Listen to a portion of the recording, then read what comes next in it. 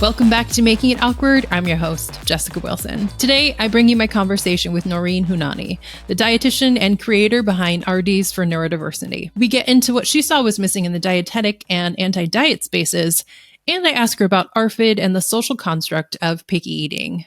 Lucky for you, we also get into critiques of intuitive eating from a neurodivergent and disability lens. I talked about my epilepsy and how my neurodivergence manifests in one of the earliest episodes titled Neurodivergence and Girl Dinner.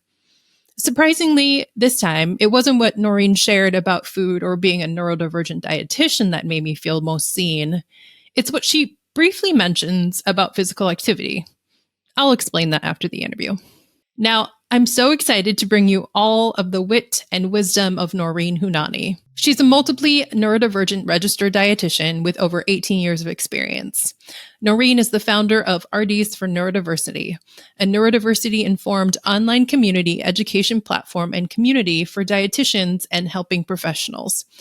She has a private practice in Montreal, Canada, where she supports people struggling with various feeding and eating challenges through a trauma-informed, weight-inclusive, and anti-oppressive approach. She's the creator of the neurodiversity affirming model, a framework developed to disrupt, challenge, and dismantle the current oppressive models that exclude the feeding and eating experiences of neurodivergent and disabled people.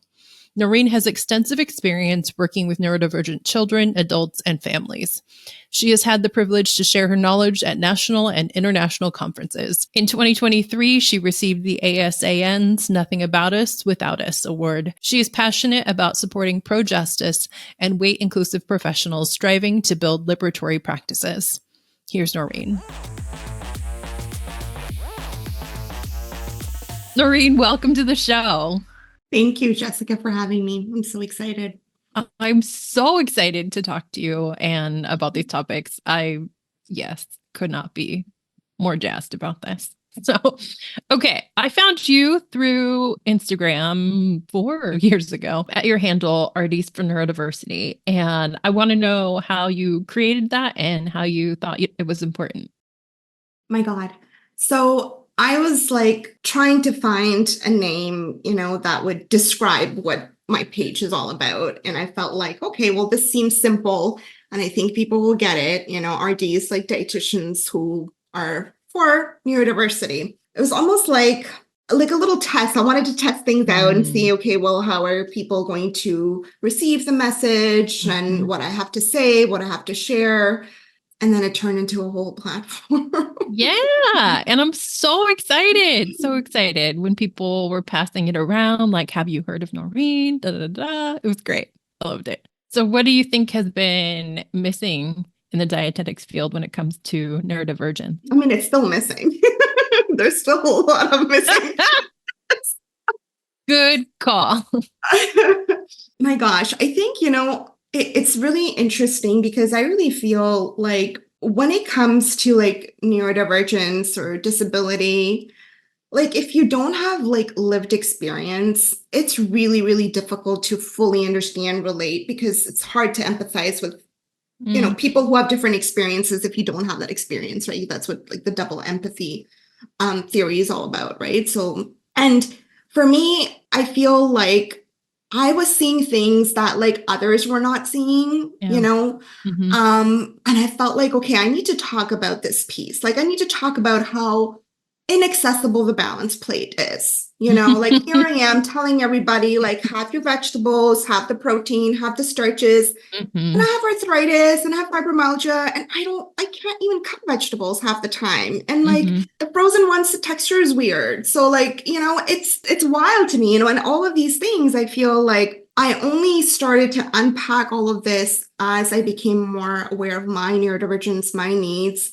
and also being a parent to neurodivergent children and trying to understand their needs.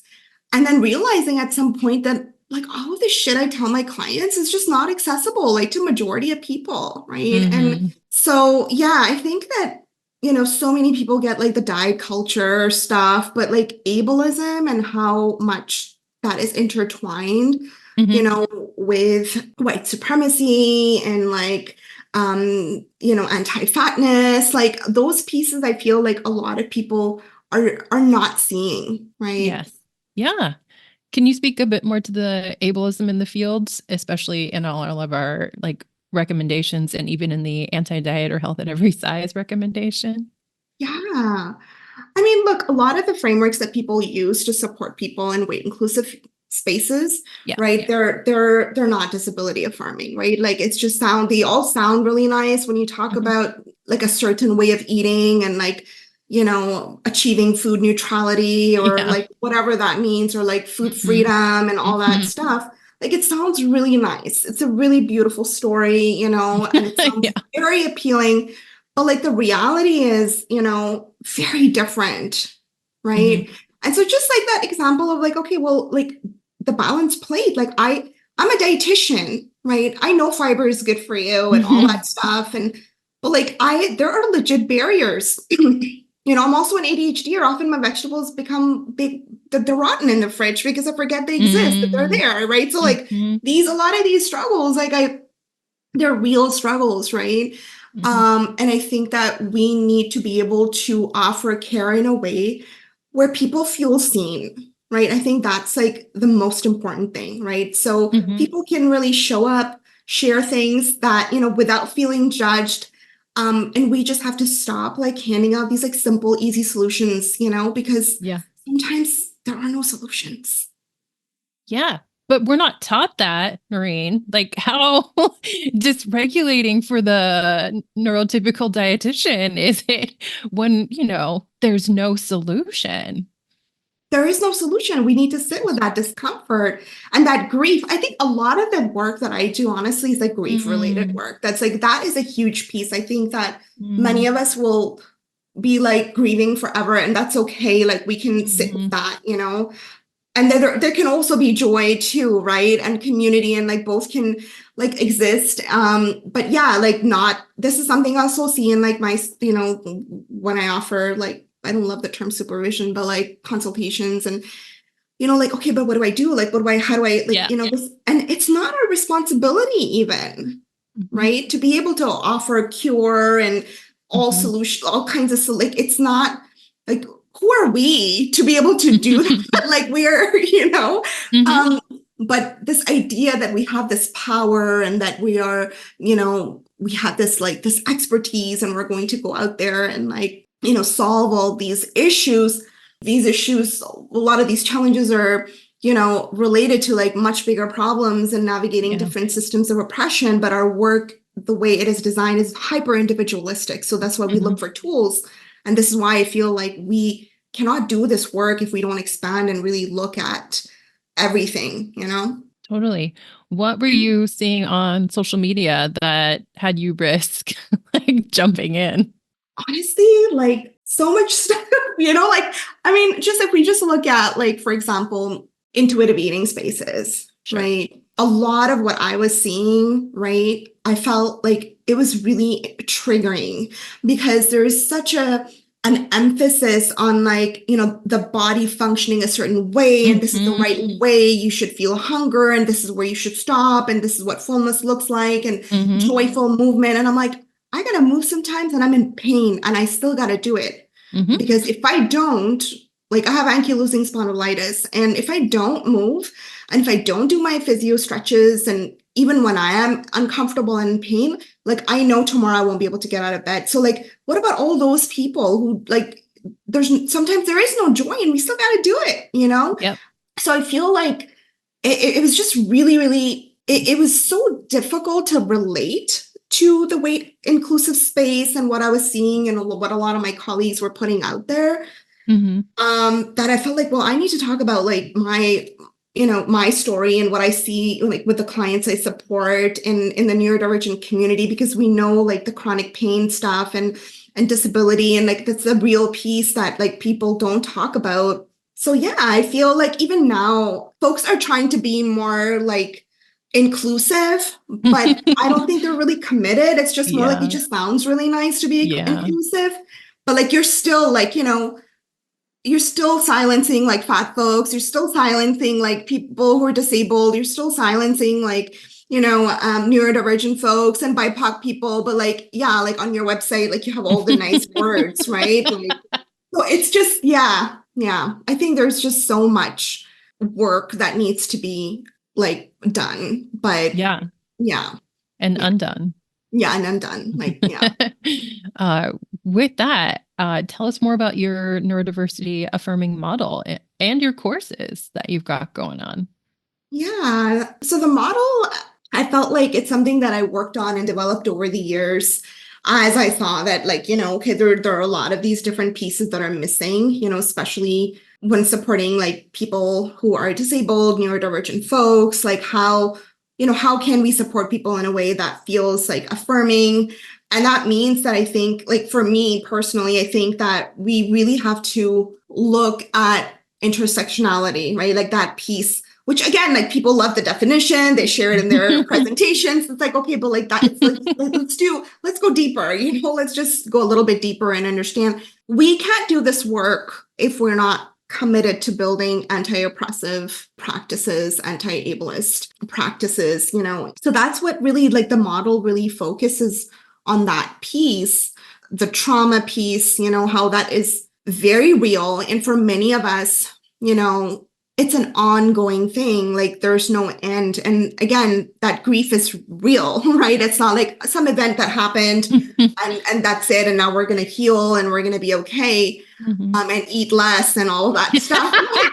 Right? Like, Yeah. that's not our reality. Like this is an ongoing situation. It's complex trauma. And so, yeah, so the trauma piece, the ableism piece, acceptance and what that looks like. And then I really liked, we focus a lot on like body liberation. And one of the pillars for the model is body mind liberation, and really seeing that piece as one. I know for some people, it might be helpful to think that, our brains are kind of separate things and our bodies are separate. But like for me, as a neurodivergent person, like my sensory experiences, like I feel them from head to toe. Like it's not just like my brain doing this thing and, so it's hard to conceptualize things that way. So I feel like, okay, yes, body liberation, size diversity, but like, what about like the other pieces? Like, what about the way our minds function, our brains are wired and all of that? Because that also needs to be explored. And tell people where to find your courses and what they look like. Yes. So I run two programs, like a pediatric program and a program for providers who support adults. And then we run series, like these series where I get to invite like other neurodivergent people and share their work. So on the RDs for Neurodiversity website, that's where everything kind of lives. Definitely. And I was able to jump in, I think, with Whitney at one point and be a guest. Yeah. And it was just this beautiful, like lovely community you have set up. And so, yes, shout out to you and all of your courses. You mentioned you had the pediatric one, and picky eating, I've heard as a dietitian forever. Like we want to cure it. If we just make kids eat broccoli or, put it in front of them, then they try it once, and they'll try it again. What do we get wrong about picky eating? So much. Right? Like I think just the term, like I think that many people don't necessarily like the term picky eating. We use it because this is, a term that people relate to when they don't have other words, right? So this is all you've been given. Okay, you're a picky eater. Yeah. And it's really funny because like I'm going to share a little story. I have two children with feeding differences, and I've never used the term picky or anything like that. And I think this was like last year or the year before, someone told my son that he's picky because I guess they tried to offer him something and he was like, no, I don't like that. And I'm like, oh, you're so picky, right? And he's like, Mom, I find that so weird because it's like, I'm not picky. I'm just eating things that make me feel good. That's not being picky, that's just being me, right? And I'm like, yeah. And so that's what made me think about like attuned eating. That's what attuned eating is. Like you're more attuned to your needs, and that's actually not a bad thing, right? But we live in a society that like tells you to like engage in self-care only when you have the permission and you're burnt out. But if you're attuned and you're standing up for yourself, you're oppositional, you're picky, you're, like all these labels, right? Yeah. Are slapped on. So I feel like picky eating it's such a interesting topic, from a like cultural perspective, right? I was born in Pakistan. My siblings were born there too. And we had feeding differences, but like that was not something that was like labeled as like, oh, being picky or Mm. difficult. And my mom, like in our culture, like we don't really gravitate so much towards like milestones, like developmental milestones. It's like, okay, if this child is like not eating the spicy food, like make the milder version because we eat a lot of spicy food, So it's like, it's so different. And I feel like we're given the opportunity to discover food and learn in a way that works for us. And we have these caregivers that we trust that like, Mhm. will take care of that piece. Mhm. There is no expectation that everyone has to eat the same food. We actually adapt quite a bit Mhm. in our culture, in terms of textures, the spices, and all of that. And then Mhm. eventually, like we at some point do start eating like the adults, and there's no timeline. It's like 12 months, you have to eat these textures, or it has to be this Mhm. way.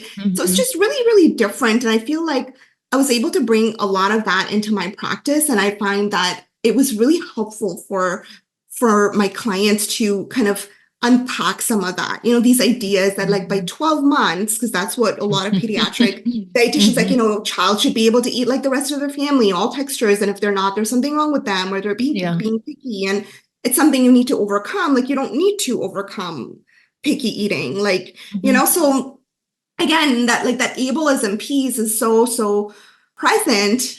I've seen people even say things like, oh, like I help people overcome picky Yeah. eating, or like, it's very interesting because we look at eating as purely behavioral. Like you see someone else eat Mhm. an apple, you're going to want to eat it too. But like, it doesn't work like that. Like, what if you don't like the way that apple smells? What if it feels weird in your mouth? I can talk about picky eating for hours. I mean, that was great. I would love to talk to you about picky eating for hours. I am still learning about ARFID and how it, applies historically, or not historically, because it's not, the term hasn't been around so much. In my practice, it's always been applied to children. Mm, Yes. And that was how we, framed it. And it was a lot about picky eating. They just mhm, aren't trying these foods. And once they do, they won't have ARFID anymore. Fixed it. And which has caused me to have a lot of blind spots when it comes to the malnutrition that can occur, because in my evolution of understanding, like we can just give kids whatever foods they want, and that, without ableism in that judgment, and they will be okay. But it still sounds, from what I am listening to and hearing people, like even if that does occur, there can still mhm. be malnutrition. And I'm not sure about that.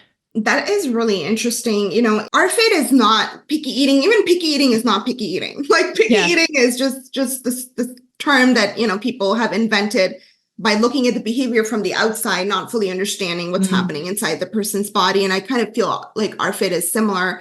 I think the thing with ARFID is that it's very complex and the experience really varies from person to person.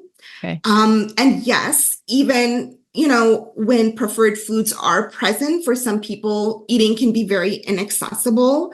Mm. And even preferred foods can be really difficult um, to access, to enjoy. Okay.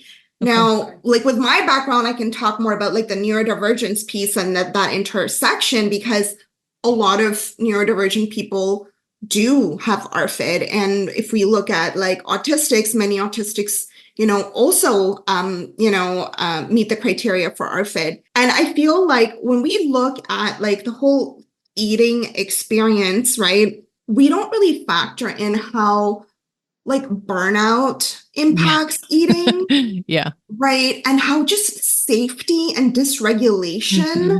impacts eating. Like, I work with people who are in environments where they shouldn't be, but they have no choice. So, like, Mm. for example, the school environment is really, Hmm. really challenging for a lot of the kids I work with. And, if things are not going well and you're dysregulated and you're having a meltdown and you're trying to keep things in and mask, and you come Hmm. home and you just have this release, and you're still not able to eat because your body doesn't feel safe enough to Mm. eat. Like, I think that safety piece is very real and Mm-hmm. valid for a lot of people. So it becomes very difficult. There are people who will go through these kind of, stages, and eating will become difficult. Even accessing preferred food will be really hard because Mm. your body is just shutting down, right? Mm-hmm. You lose capacity to even do things that you were able to do. So some people do experience that. And then for others, depending on what has happened, like the trauma piece, I think there's just so many layers. I think that's why, it's so hard to come up with like a protocol or like a Mm-hmm. manualized approach, which people Mm-hmm. do try to do regardless, right? Like we Mm-hmm. know that some frameworks are very much like that. Mm-hmm. And they don't work because it has to be like super individualized, right? Mm-hmm. There are these like kind of subtypes too. And again, even the subtypes don't really reflect the people's experiences. Like, okay, either you're sensitive to texture, or maybe you're restricting because you don't Mm. feel hunger, or maybe you're like you're fearful. And like all these things again are very like real experiences, because for many people, dyspraxia and coordination and movement, like, oral motor challenges are real, and they have choked like in the Yeah. past, and it is Yeah. scary, Yeah. right?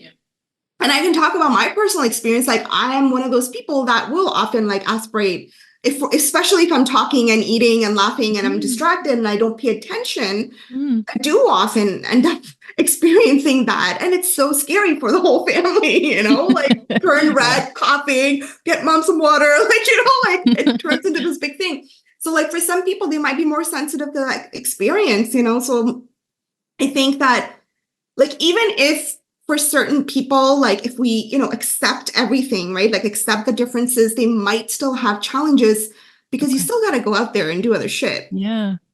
right? And Yeah. you're still living in a world that's not designed for you, Mm-hmm. right? And that does impact food and eating, our appetite, all of that.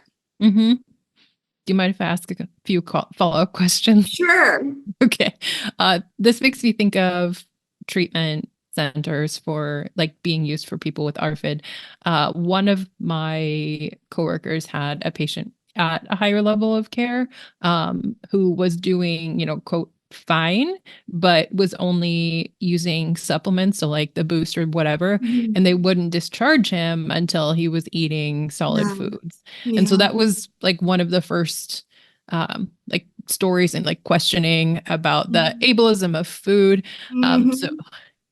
uh, overall, and I've seen somebody in your comment saying how treatment centers were super helpful to them in their ARFID. So I'm wondering what you think about eating disorder treatment facilities and ARFID. I mean, generally speaking, from what I understand, like we do hear these like more positive kind of stories every now and then, but like often people are not leaving treatment feeling better and are traumatized because they're not believed, like, no, Mm. this is just in your head. This is just your eating disorder voice or Mm. whatever. And like, if we're Mm. going to do this for you, we have to do it for everyone else. Like, if we allow you to eat by yourself with your headphones and Mhm. weighted blanket on your lap or whatever, like, then Yeah. we're going to have to, so I think that it's really hard for people to get better in an environment where they constantly have to perform, right? Yeah. And they're not believed. Now, one thing, the interesting thing you mentioned, right? Like, I think that if we look at ARFID as a form of disability and neurodivergence, Mhm. we would be able to offer care that makes more Yeah. sense, in my opinion, right? So the person who is surviving on solids, let's say, or on supplements, for example, can't access, solid foods, right? Like, we don't know like when that's going to happen. So Mhm. what do we do? Like, until then, this person has to like, go through this coercive type of treatment to get to this place that's acceptable by society, Mhm. in terms of what like food and nutrition should look like, Mhm. right? And actually, one of the things, like when we look at the criteria for ARFID, it's like, oh well, like, they can't depend on like nutritional supplements, right? Like, we Yes. need to be independent and eat solid food. Yeah. Like, it's Oh, ridiculous because we have the technology. right. use it. Mm-hmm. Right. And it's the same thing with like people who really can't access enough nutrition. It takes over their life. Like they can't, because it's, their experiences, like whether it's interoception, trauma, whatever it is, right? Like offer tube feeding, like offer these Yeah. things. We have the Right. technology and people want it, but no, it's like, this is what eating should look like, even if you're disabled, like Right. even if you're neurodivergent, even if you can't function and can't work and can't do any of this stuff, like, but if someone has Crohn's, oh yeah, like, you know what I mean? Right? Mm-hmm. Colitis, like, oh yeah, no, it's they need the tube feed, but no, like we have the technology. Can we not at least give people choices, right? Yeah. Which also makes me think of ultra processed foods. Yes. Yeah. And the demonization of all of that. And we won't even get into Lunchables and how rich people feed their kids Lunchables because that's all they'll eat. Yeah. Yeah. Yeah. The question I have in my clinical practice, and I really didn't think this would turn into like a clinical consult, so you don't have to answer these things. The distinguishing between anorexia nervosa and ARFID. The simple question is, do you think it is helpful? I am working with someone and coordinating care to say they've arrived to me with an ARFID diagnosis, and I'm like, this is sounding more like anorexia. Do you think we'll make it quick that there's any value in distinguishing those for a patient, or just because I would, work with them and support them the same way, like it doesn't matter? Yes.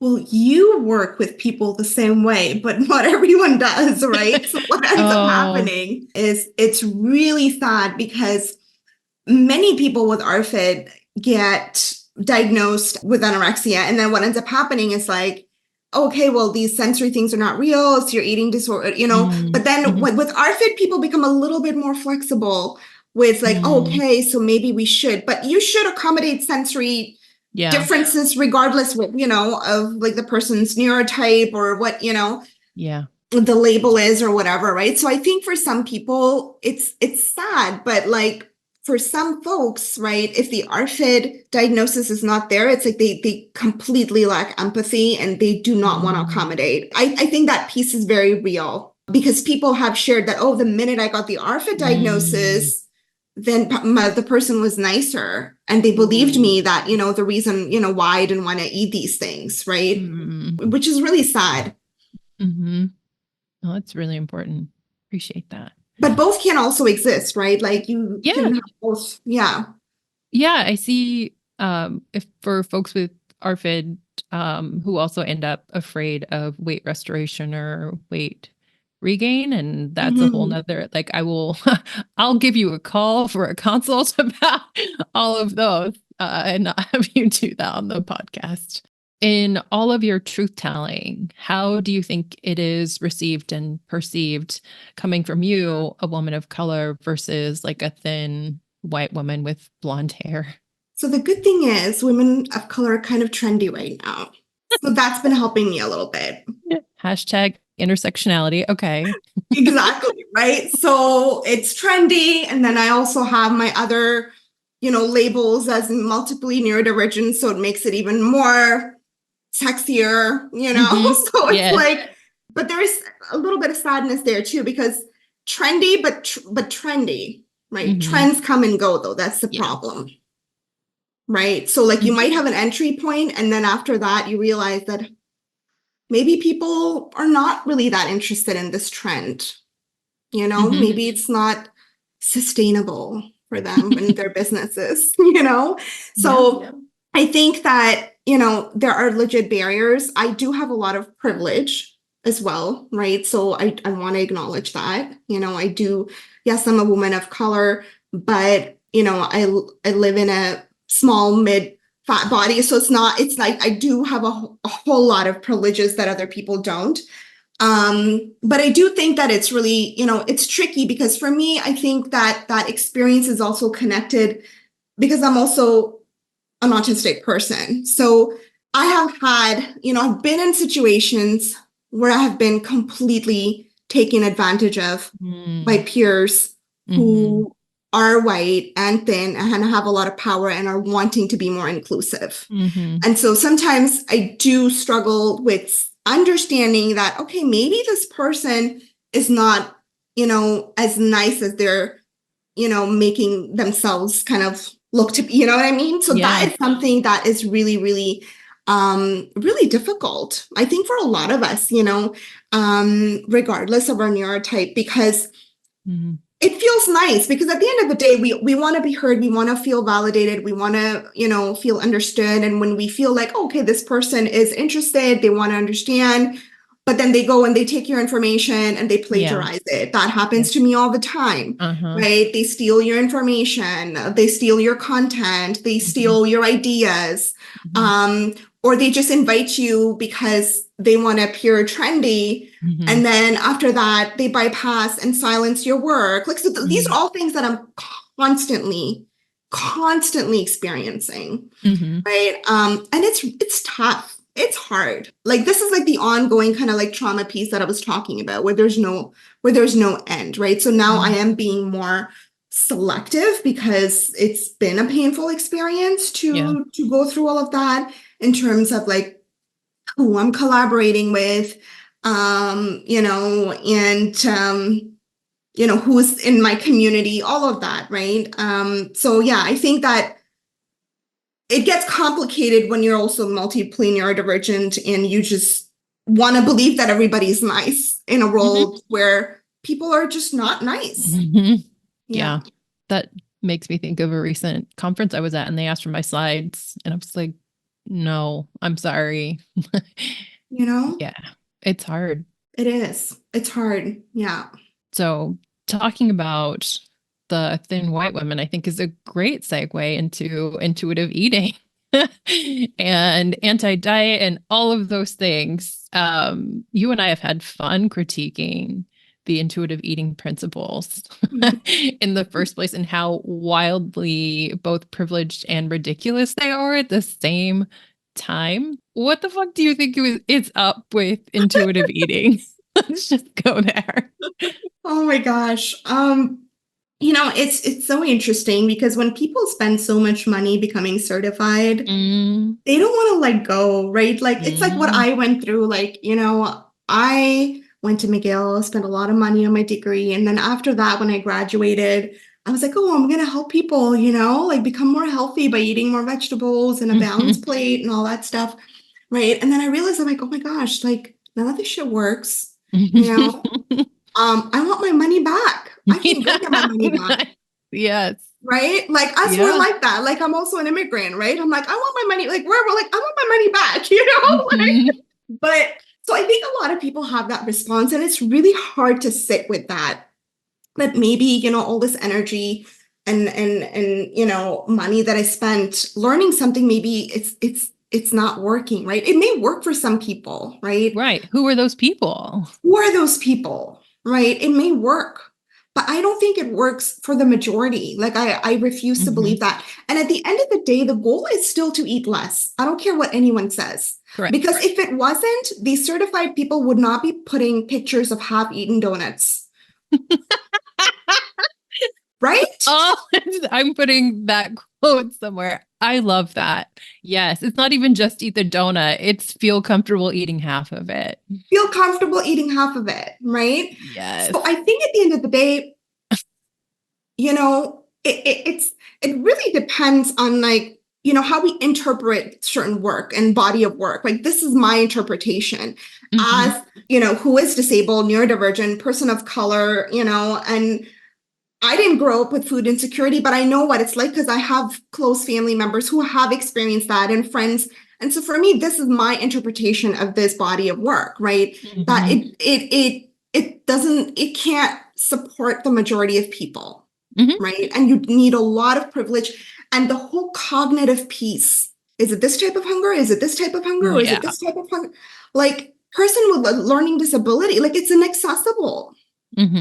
Eating is not a bad choice or a wrong choice. Like, if we're going to start doubting ourselves like that constantly, then it creates a lot of anxiety for us, and already we're dealing with constant anxiety and uncertainty. So I think that it's not something that is accessible. Now, one thing I want to mention is that in the beginning of my journey, I was all for, we're going to adapt all frameworks. Yes, right? you were. Yes. I was all for like adapting this and adapting that and adapting the DOR and adapting this person's work. And I'm like, why am I doing that? Why am I adapting these people's work who like clearly don't care about me or my community or people who are like me, and then still giving them credit by extracting like work from people like myself, people with lived experience, to adapt and make things more inclusive. Correct. And still not naming the people with lived experience. So I don't feel good about that term anymore. I know some people still use it depending on where you are in your journey. Maybe you'll forever use adapting, but I'm like, no, like I need adaptations. Yes, that's a real thing. But like these frameworks, we need to stop rescuing people that have so much power, right? I love that. They're not the ones needing the rescuing, Jessica. I love that. Oh, I've never thought about it like that. That's amazing. There are so many, there are so many gems in the intuitive eating book. Would you like to read the one that you recently sent me? Yes. So I was actually presented on interoception and in this the ADHD series that I was hosting. And I was just looking at, all these frameworks, they do mention the terms like interoception, they do talk about it, hunger and fullness, but not in a way that like, to me, like makes sense, And then I came across this section in the book that talks about like food addiction, right? Debunking it, right? Yes. And the whole dopamine thing. Now, the whole dopamine thing, like, I don't know if you're aware, but like, in all ADHD spaces, that's all we hear, like dopamine hit, dopamine this, like as if other people are walking around without these like it's missing in other neurotypes or something, right? And then I came across this thing about like how, dopamine deprivation like impacts people in food and eating. So I'm going to read it if that's okay. Absolutely. Okay. So many pleasurable activities trigger dopamine, including socializing, which, autistics don't always like to do, hiking, which is not always accessible, and playing games. I don't know what kind of games we're talking about here. The great majority of people we see in our practices who binge eat are often leading very unbalanced lives. Right. These unbalanced lives deprive them of the dopamine benefits. When needs are not being met, food becomes even more enticing, more rewarding. Right? So I'm all for unbalanced lives because my life is never going to be balanced. I've had to really come to terms with that. Yeah. This whole work-life balance, family-work balance, like so much guilt I've felt my whole life because I have a monotropic brain. What that means is that like when I do something, I go deep because I explore things much more deeply, which means that I can't, have 4 or 5 hobbies. I'll have one and I'll go really deep, right? And so that really prevents us from having this neurotypical kind of standard of like balance because we hyper-focus. When we start something, it's hard for us to stop. Like it's a different experience, right? I know this is not what this episode is about, but like this idea of balance, right? Yeah. Who are you to tell me that I'm living an unbalanced life because I'm not playing games, socializing, and hiking because I'm not doing any of that. Yeah. Right? And so you're not getting enough dopamine. Therefore, I'm not getting enough dopamine. You're going to binge eat, obviously. I'm going to binge eat every night. Right. Because that's the only way you're going to get dopamine. And you mentioned the ways that they frame dopamine and like dopamine seeking is another yes. Who doesn't feel good though? Like we you know what I mean? Like, why are we going to pathologize that? Yes. The principles in and of themselves just replaced our training, like the solution that, you mentioned already that you were going to give to people. Now we can give 10 principles and it's great. Done. It's done. Yeah. And some people really, for some reason, really like to hold on to these things, and again, like everybody, I have these conversations because I want people who have been having similar feelings to feel validated. It's not to like convert people or tell people what to do. Like, that's not something that I believe in, right? Like, Mhm. You have your lived experience. If this is working beautifully for you and your practice, awesome. I'm really happy for you. Mhm. Right. But like, it's not working for me. So I need to speak my truth. Like, and it's not working for a lot of the people I support. Right. Right. And someone Yeah. needs to speak up. Mm-hmm. You're so right. The attachment to intuitive eating, the idea that we're taking something away from them if we say that it's not for everyone is just wild. It can still be for you. Like, it could have changed your life. Yes. The fact that you're feeling threatened because because we're saying that it doesn't work for everyone is just weird. It's, it's weird to me, at least. It is, because there's like, it's impossible to say that one particular modality will resonate and work for all people, right? Like, and Mhm. that just doesn't make sense. Yeah, right. For me, yeah, baseline understanding level. It's not going to be for everyone. No, you're so right. Mhm. Hug. So, do you have any dreams for the field, or at least a 5-year plan that you would present to the dietetics field? Not really. And we're not going to Oh, solve any of it, is always what I think about. People are like, "What are your hopes?" And I'm like, I don't I don't know. I it's not that I don't have hopes. I've seen more people are listening to you, which I think is progress, but hope is hard. hope is hard, honestly. And I'm not a dreamer. I really am. Mm. Mm-hmm. I'm not a dreamer. It's funny because people who know me, they're like, even as a child, I was called pessimist. Like, Oh. as a child, like, children are supposed to dream, and Nice. maybe I've been robbed of my dreams. I have no idea. But like, Mm-hmm. growing up, like, non-identified, like, as an autistic person trying to figure shit out. But I'm a realist. Like, that's, I am not someone who dreams a lot. And I also go through serious periods of hopelessness. Mm-hmm. I do want to put that out there, because I think these things can often turn into like toxic positivity. And I really don't believe in that. I think we should all be able to like feel what we're feeling. Mm-hmm. Um, but what I believe in is in community. And I do believe in healing and support and being there for each other as humans, not as experts, as humans that have like, similar stories, share similar stories, struggle, grief, all of that. Right. So I think that in that sense, I feel hopeful, if Mm-hmm. that makes sense, Yeah. that, we can create platforms where, people can come together and Mm-hmm. share their stories, and listen and offer support, right? And heal in community. Like, I really believe in that piece, because that's what's helped me the most, is like finding other neurodivergent people who are also experiencing similar things and feeling seen, right? Mm-hmm. But in terms of the field, yeah, I don't know. I have to sit with a lot of uncertainty, like, Mm-hmm. and constantly, and that's part of my life. So yeah, I wish that, I could close my eyes and see something like really beautiful happening in 5 years.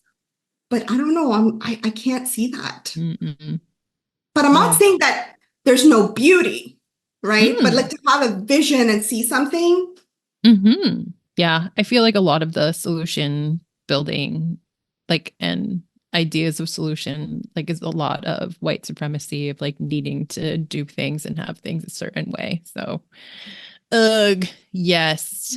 So tell people where they can find you, how they can pay you for consultation, all of these things that you offer for folks who want to keep learning from you. Yeah, so I mean, RDs for Neurodiversity's social media page, also my website, rdsforneurodiversity.com. Yeah, They can learn about your course. Do you do consultation for people? I do. I have very limited capacity for that right now, but I do offer. Do you speak to groups or things like that? Mm-hmm. Like group supervision. And again, Mhm. I don't love the term supervision, but like, Yeah, I I know. prefer more like peer support and things like Mhm. that. Yeah, I do. Absolutely. 100%. Because people are seeing more and more neurodivergent people like in their practices, and, folks want to do things differently. And that does give me hope. That does give Mhm. me, I feel like it's nice that, people are curious and realizing that, hey, that maybe this thing is not working and where do I access support, So yeah. Amazing. So folks out there, find Naureen, sign up for courses. Oh, do you take just dietitians for your courses or? No, this is what I love about our community is that, there are people from all disciplines, and I think that's what we need more of, to be honest, because if we only look from dietitians and stay in our little bubble, like, I think it's really difficult to, so no, my programs are open to like really anyone really was interested. It was so lovely to talk to you and see your face again. Oh, so nice to talk to you too. Thanks so much for coming on. Thank you for having me. Thanks so much to Naureen for coming on the show and telling us about her work. Links to her info will be in the show notes. And I'm so glad she mentioned that exercise is sometimes just not joyful. For some reason, if I go more than 2 days without moderate intensity exercise, I will have a seizure. And no, it can't be yoga or something that might be restorative. I've tried that. I've had this for 30 years. Something happens with my brain chemicals during exercise that I can only speculate about, which reduces the hyperactivity of the section of my brain where my seizures originate. I can be tired, uninterested in exercise, or busy, but if I don't make time to do at least 30 minutes of something, I can expect a seizure after the second day of rest. I've only mentioned this to my close friends because in the fields of eating disorders and weight inclusivity, the topic of exercise is complicated and can be very emotional for some people. And I'm grateful to Naureen for opening up this conversation and letting it be okay for people to do what we need to do and just move on. I look forward to following her work, and I hope you do too. Next week, I'll bring you my conversation with Clara Nossick of Your Dietitian BFF. It will be a follow-up to last week's episode with journalist Sasha Chavkin about the article critiquing dietitians for being paid to promote foods like cereal. Until next time, friends, make it awkward. This has been Making It Awkward. The best way to support the show is by rating, reviewing, and sharing it with a friend. You can become a sustaining Patreon member of the show, which will support the editing and episode mixing of our very own Jen Jacobs. You'll also get bonus content and extra dad content. After my conversation with Deb Burgard, I also think there's some merch coming. This is a production of The Body Politic and is supported by the Legacy of Sacramento Outboard Services.